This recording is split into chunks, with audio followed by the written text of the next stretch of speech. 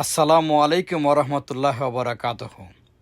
সুপ্রিয় দর্শক, আজ আমি কথা বলবো পবিত্র মক্কা শরীফ নিয়ে। আপনারা জানেন, মক্কা হলো মুসলমানদের সবচেয়ে ধর্মীয় স্থান। সেখানে রয়েছে মহান রাব্বুল আলামিন আল্লাহ তাআলার ঘর, রয়েছে জামারা, মিনা, মুজদালিফা, আরাফার ময়দান, জবলে সুর, জবলে নূর, জাবলে রহমত।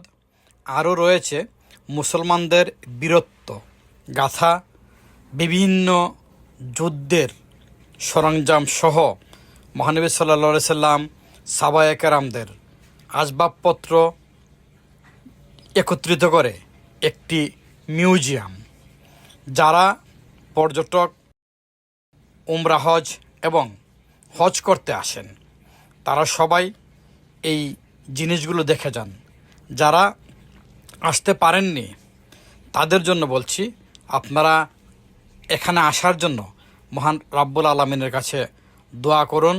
ইনশাল্লাহ একদিন না একদিন আল্লাহ তাআলা আপনাদের সেই দোয়া কবুল করবেন এবং নিজ চোখে সবগুলো বিষয় দেখে যেতে পারবেন।